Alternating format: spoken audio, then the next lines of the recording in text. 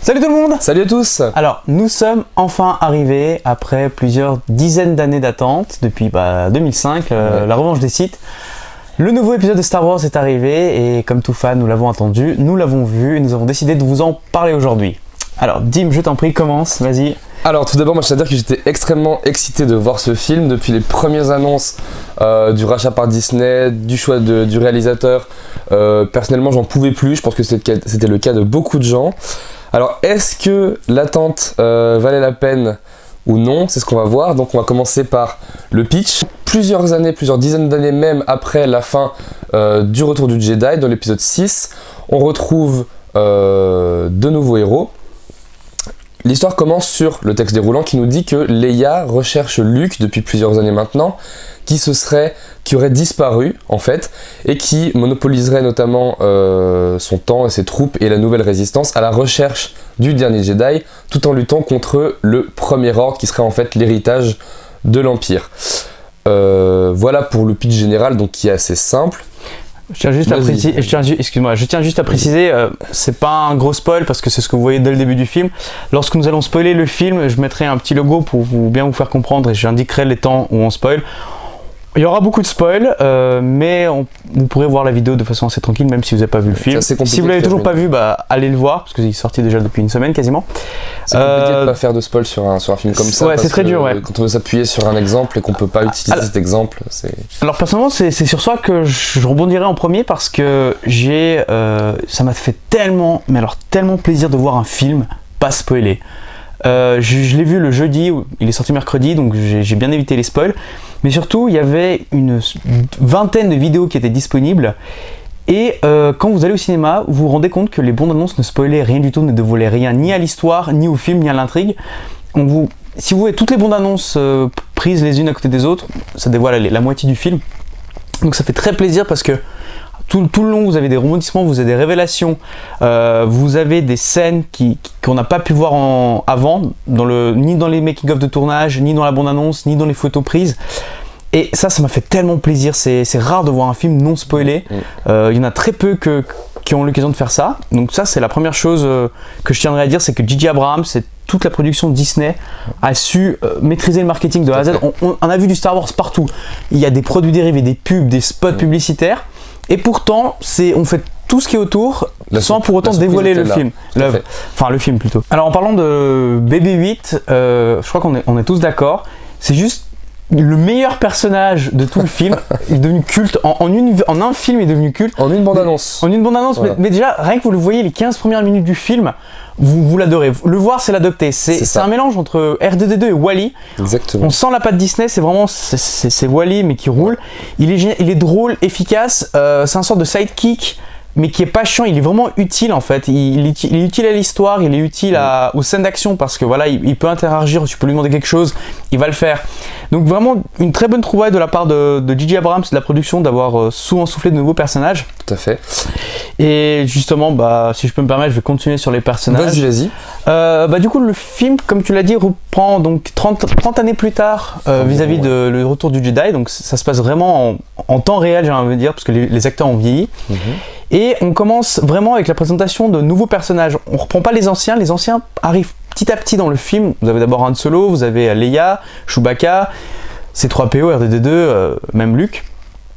Mais le film se concentre vraiment sur ces nouveaux personnages, Rey tout d'abord, et ensuite Finn. Et c'est ce que j'ai vraiment beaucoup apprécié dans le film, c'est l'une des meilleures choses, c'est que c'est un film qui est nouveau dans son approche des dialogues, son approche des personnages. C'est un film moderne. Je m'explique, le personnage principal est une femme et l'autre c'est un noir. Ça peut paraître bizarre, ça peut paraître un petit peu drôle, mais ça montre la tendance actuelle du film, c'est que la tendance actuelle du cinéma, on évolue. C'est plus que des personnages masculins et une fille assez jolie qui est juste là pour faire de la figuration. Non, le personnage principal c'est une femme, à l'image de Jennifer Lawrence dans la saga Hunger Games. Et Finn qui, pour une fois, c'est un black qui ne meurt pas à la fin du film. Je spoil, désolé. Mais qui sert vraiment à quelque chose, ils ont une vraie personnalité, j'ai envie de dire. On s'attache tout le long à ces personnages. Ils ont une histoire, ils ont des objectifs. Ce qui est intéressant, c'est que ils ont chacun un objectif personnels, chacun a sa propre histoire et ils sont rassemblés là un petit peu malgré eux et malgré, enfin ils veulent chercher quelque chose de nouveau derrière. Finn veut s'enfuir, Rey veut se trouver un nouvel mode de vie, Han Solo essaie d'oublier on va dire une blessure du passé et ils vont tous être réunis. Et c'est ça la force, c'est qu'on voit un certain passage de flambeau entre les anciens et les nouveaux. Tout à fait. Qui sont très bien d'ailleurs. Et qui sont très bien. Et pour accentuer le tout, ils jouent très bien. Franchement, Rey, je me souviens plus les noms des acteurs, je suis désolé. Mais les acteurs, ils sont très très bons, ils sont convaincants. Et je pense que c'est un petit peu ajouté aussi par le fait que c'est tourné en décor réel. Mais ça, je pense qu'on va revenir plus tard en fait. Je vais rebondir sur ce que tu dis sur les personnages parce que j'ai aussi 2-3 petits trucs à dire.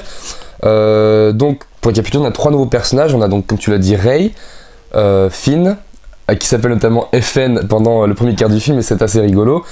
Et donc Poe Dameron. Et moi, Poe Dameron, pour moi, c'est une des plus grosses déceptions du film parce que ce personnage est tellement génial. Il n'a pas du tout droit à son background, comme Rey a son background, comme Finn a son univers, sa vie, etc. Poe n'a rien du tout. Et Poe, c'est un peu le Lando Calrissian de l'épisode 5, c'est-à-dire que c'est un personnage qui est super intéressant, qui apparemment a une super histoire derrière, mais on n'en touche absolument pas un mot. C'est résumé à « c'est le meilleur pilote de Leia ». Et il est tellement stylé, ce personnage, que moi, ça m'a un peu dégoûté de ne pas en voir plus. Du coup, je pense qu'à mon avis, ils savent ce qu'ils font, et que dans l'épisode 8, il aura sûrement droit à son heure de gloire. Donc pour les personnages, donc, moi, je trouve que c'est un sans faute. Sur le trio. Tout d'abord, parce que comme Stéphane l'a dit, on a le nouveau souffle, la nouvelle génération qui met en avant un personnage féminin qui est excellent, qui est très bien écrit. Daisy Ridley donc joue très très bien, en plus elle est super mignonne. Jason Boyega donc qui joue Finn, comme tu l'as dit, il a vraiment, il est là pour quelque chose. Il a un très bon jeu d'acteur. D'ailleurs, il avait répondu à toute la vague de critiques sur le fait que ce soit un Stormtrooper noir, etc. Là, c'est très bien justifié. Voilà. Et Oscar Isaac, donc, qui joue Poe Dameron, qu'on pourra retrouver dans Apocalypse, dans X-Men Apocalypse, dans le rôle du méchant en 2016. Et c'est un personnage qui est extrêmement stylé. Pareil, très bien pensé, mais malheureusement, je trouve qu'ils auraient pu le développer un peu plus, parce que c'est un petit peu dommage que ce soit inégal au niveau du background des personnages. Donc voilà, on a un petit peu présenté l'univers, on va dire les personnages, les univers. Maintenant, on peut passer un petit peu sur les effets spéciaux, je pense, et aussi peut-être un petit retour sur les anciens personnages. Ouais. Donc on voit les Leia, Han Solo, Luke, Chewbacca. Han Solo qui est toujours au top, qui est un petit peu même trop présent, je trouve, un petit peu trop présent dans le film, mais après quand vous voyez toute l'histoire, vous comprenez un petit peu pourquoi. Oui. Mais c'est vrai qu'on voyait que Han Solo vis-à-vis des autres. Harrison Ford qui est toujours aussi bon à 73 ans, il en fait 10 de moins, ce qui n'est pas le cas de Leia. Leia, j'ai l'impression qu'elle elle a 59 ans, je trouve qu'elle en fait 15 de plus. Elle a un rôle moindre dans cet épisode-là qu'elle aurait pu avoir dans les autres. Chewbacca, toujours comme ça, mais il est toujours aussi drôle et toujours aussi bon. Luke, peut-être que j'aurais préféré de voir un petit peu plus. Mais bon, pareil, on sent la patte Disney dans le sens où ils veulent lancer une nouvelle saga, ils veulent lancer une nouvelle trilogie. Donc il y a beaucoup de choses qui sont lancées, beaucoup de choses qui sont mises en place. Et voilà, on sort de la salle, on se dit... C'est bien, mais faut vraiment voir le 8 quoi derrière.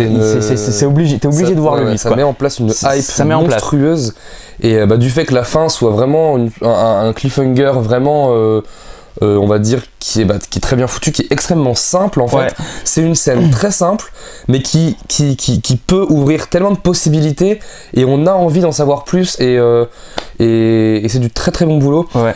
Et vu qu'on parle un peu des effets spéciaux... C'est limite, excuse-moi, je dirais, c'est limite une scène post-générique, mais avant le générique. C'est vraiment le film se finit sur une sorte de scène post-générique qu'on aurait pu avoir dans les Avengers, l'une des meilleures, j'ai envie de dire.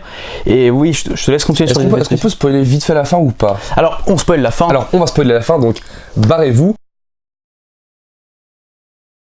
En fait, le film a 2 fins. La première fin... à mes yeux, c'est le moment où le Starkiller est détruit, où tout le monde rentre sur la base et où Leia confie à Rey la mission d'aller chercher Luke. On la voit qui monte dans le faucon avec Chewbacca et qui s'en vont. Pour moi, le film pourrait s'arrêter ici, ce serait très bien. Ensuite, on les voit avec Chewie qui arrive sur une île au milieu d'un océan, et ensuite elle fait une espèce de pèlerinage assez court pour aller retrouver Luke. Et ça, comme tu as très bien dit, c'est une sorte de scène post-générique, mais qui non seulement déjà quand on voit Rey qui s'en va avec le faucon, on se dit waouh, ça va être dément, mais en plus, eh ben, la dernière scène elle ajoute encore plus de hype et d'intérêt pour Elle vous pour la suite. elle vous fait saliver, ouais. quoi. Elle vous fait saliver. Voilà, fin du spoil. Pour rebondir sur les effets spéciaux, donc déjà le studio Bad Robot de J.J. Abrams a une nouvelle fois fait des merveilles, hein, pour ceux qui ont vu les Star Trek, pour ceux qui ont vu l'excellent Cloverfield aussi. C'est vraiment des gens qui connaissent leur taf, d'autant plus que là ils se sont alliés avec certains anciens d'ILM qui avaient bossé sur le film. Donc on sent toujours la patte classique de Star Wars.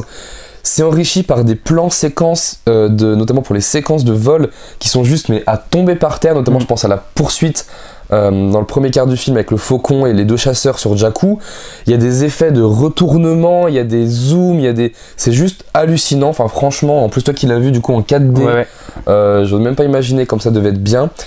Et un truc qui pour moi c'est excellent, c'est quelque chose que j'ai pas vu dans le cinéma ces dernières années et qui pourtant, je trouve que c'est la base, c'est les animatroniques et comme tu l'as dit sur les décors, les vrais décors, les vrais vaisseaux, le Faucon Millennium, quand il est posé, ils l'ont vraiment reconstruit. Pareil pour la plupart des aliens. Je crois que le seul alien qui est en 3D qu'on voit vraiment, c'est Mass, le petit personnage orange qui tient le bar. Sinon, le reste, c'est tout des costumes. Tout a été travaillé, tout est vrai. Et ça se voit, contrairement par exemple à Jurassic World, où là il y avait beaucoup trop de 3D et on a perdu quelque chose, on a perdu en réalisme.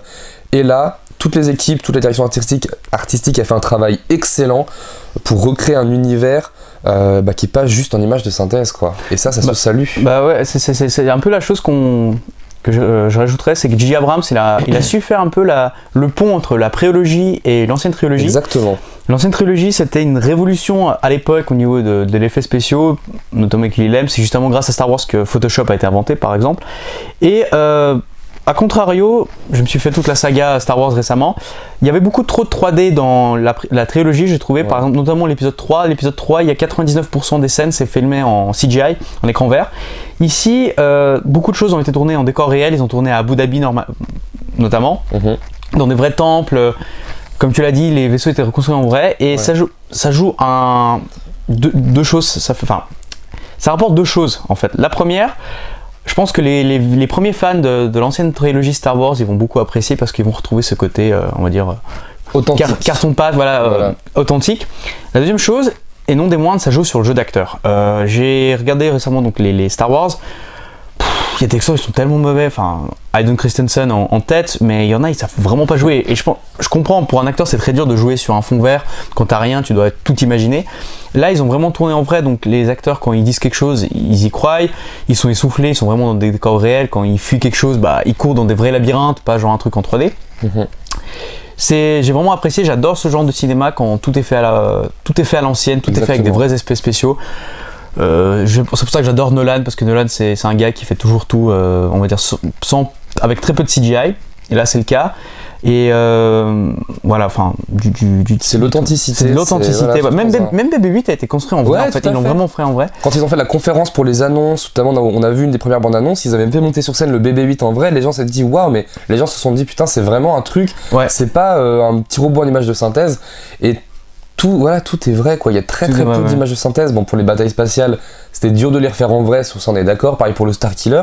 Mais on va dire que 70% des décors et des personnages, des costumes, des vaisseaux, c'est authentique, quoi. Et ça se ressent, ça se voit. Ça se voit. Peut-être notre avis personnel, je pense, pour conclure un petit peu. Ouais. Qu'est-ce que tu en as pensé? Qu'est-ce que j'en ai pensé? Là, ça va être la partie la plus longue, je pense. Alors, donc moi, j'ai commencé par... On va faire les classiques. On va faire les petits points négatifs pour finir sur tout ce qui a été bien. Et puis, on donnera la petite note à la fin. Donc, qu'est-ce que je n'ai pas aimé dans ce film? Je n'ai pas aimé un scénario, on va dire, trop inspiré de l'épisode 4.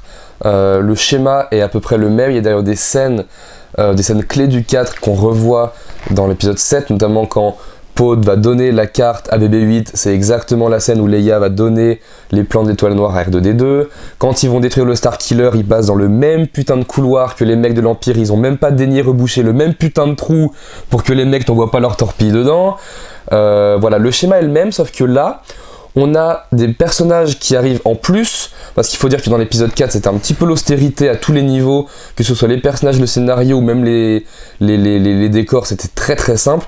Là, on a cette simplicité, mais enrichie avec une direction artistique qui est venue agrémenter tout ça. Donc on a plus de vaisseaux, on a plus de détails visuels, et on a même une avalanche de détails visuels qui est vraiment formidable.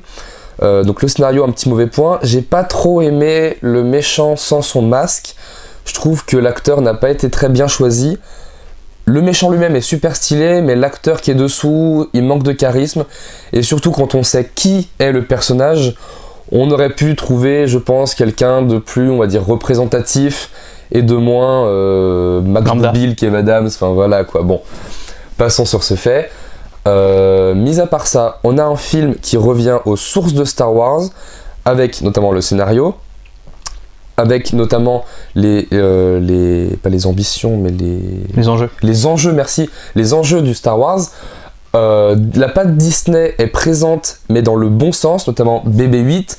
Même certains personnages, comme le personnage de Rey, qui rappelle un peu un style de princesse Disney. C'est très léger, mais le style de princesse qu'on voit de plus en plus, c'est-à-dire que c'est pas du tout la fille bourgeoise, c'est plutôt la fille un peu sauvage qui va pas se laisser faire, mais qui a quand même un grand cœur et tout ce qui va avec. Ça marche très très bien avec Star Wars. Visuellement, c'est excellent. La musique de John Williams, il a fait un excellent travail parce qu'il n'est pas tombé dans le piège de réutiliser à 100% les classiques.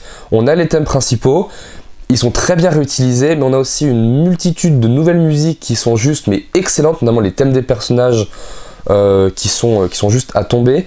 Les musiques sont également très bien utilisées dans le film. Le thème de Dark Vador, on l'entend pendant 3 secondes, mais c'est pile le moment où il fallait l'entendre. Donc on a un travail de montage qui est excellent. D'ailleurs, c'est J.J. Abrams qui a fait le final cut du film. C'est intéressant à savoir. On l'a dit, les animatroniques, l'authenticité du film, elle est là. La mythologie Star Wars est enrichie. On a un nouveau méchant, donc avec des termes autour de la mythologie, notamment quand il parle de l'héritier des chevaliers de Rennes ou je ne sais plus quoi. C'est génial. Le nouveau grand méchant est super mystérieux, super intriguant, donc ça promet également pour la suite. Et c'est surtout ça lance une nouvelle trilogie, un nouvel univers qui s'annonce extrêmement à la fois ambitieux et classique pour renouer avec l'esprit de Star Wars. D'ailleurs, J.J. Abrams l'a dit, il a mis de côté tout l'univers étendu des comics et de la prélogie pour se focaliser sur la trilogie et The Clone Wars ainsi que Rebels qui passe en ce moment sur les chaînes enfants. Pour vraiment continuer ce que Lucas avait fait avec la première trilogie et nous montrer ce que va devenir cet univers que les fans aiment tant. Merci Dimitri. Pour mon avis, je vais reprendre un petit peu ce que tu as dit. Le scénario ressemble beaucoup trop à l'épisode 4, Un Nouvel Espoir. Je ne sais pas si c'est J.J. Abrams qui a choisi de faire du fanservice ou si ils se sont dit il faut qu'on trouve une histoire assez simple à transposer à l'écran. C'est pas trop gênant en fait, c'est juste un petit peu dommage parce qu'on connaît la fin évidemment, mais ça ne nuit pas au reste du film en fait. Comme je l'ai dit, les acteurs sont très bons. J.J. Abrams, c'est un gars qui est vraiment génial parce qu'il sait gérer son cast, il sait gérer les effets spéciaux, il sait gérer la réalisation, le montage, tout. Donc il maîtrise ce film. À aucun moment je n'ai vu le film lui échapper pour tomber dans du fanservice gratuit ou de la patte Disney. On voit que ils ont travaillé main dans la main entre les deux, donc ça donne un produit bon. Comme je l'avais dit dans Le Pont des Espions, j'ai toujours, on va dire, séparé le film et l'œuvre. Et pour moi, les Star Wars ont toujours été des très mauvais films. L'œuvre est géniale, George Lucas a créé la plus grosse mythologie de l'histoire du cinéma, j'ai envie de dire. Mais les films étaient vraiment très moyens. Hormis l'Empire contre-attaque, qui n'a pas été réalisé par lui, mais qui pour moi est génial. Franchement, c'est le meilleur film de toute la saga, j'ai envie de dire.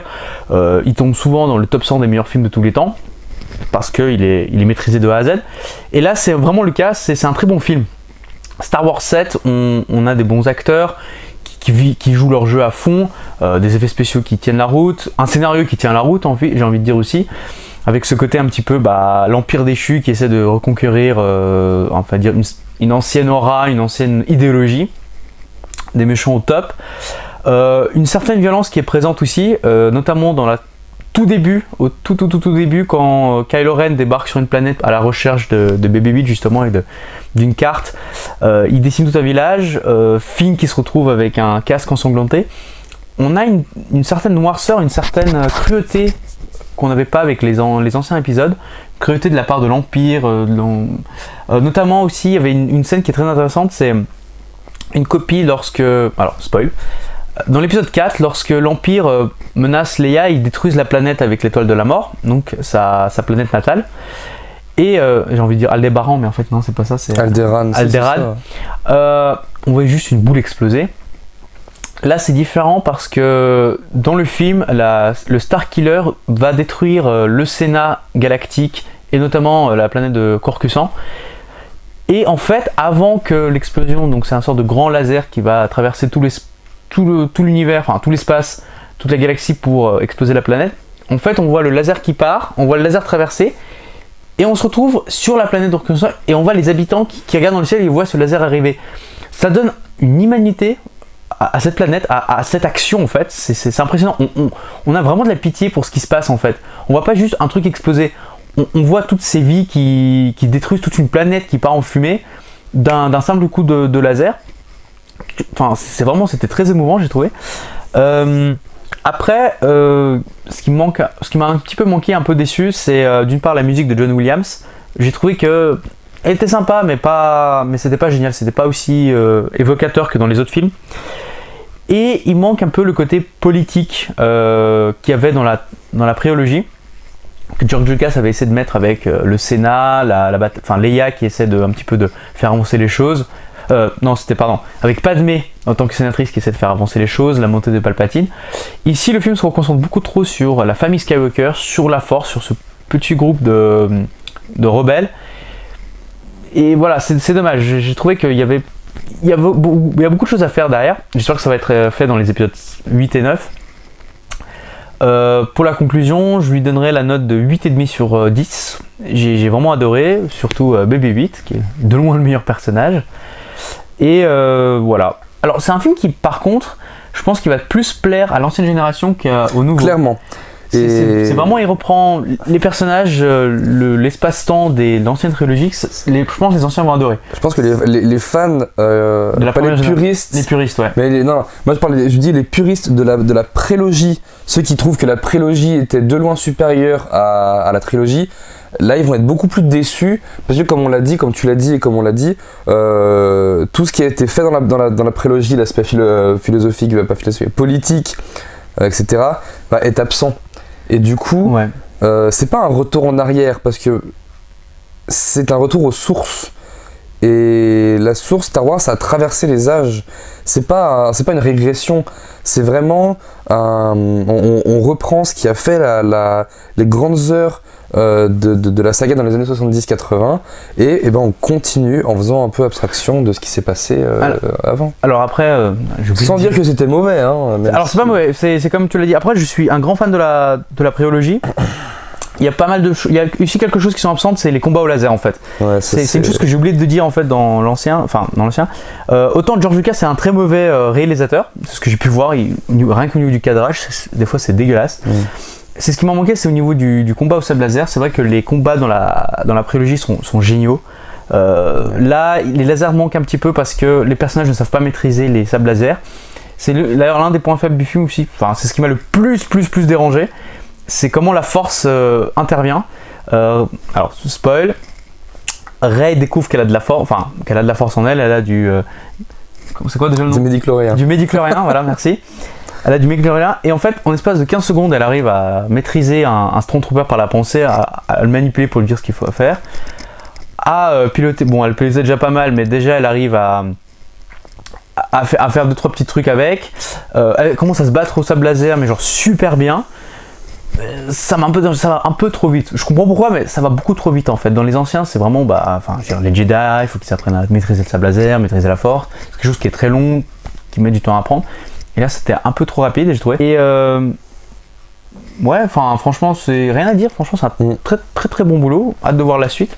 Ouais. Donc voilà. Merci beaucoup et à la prochaine. À la prochaine. Ciao.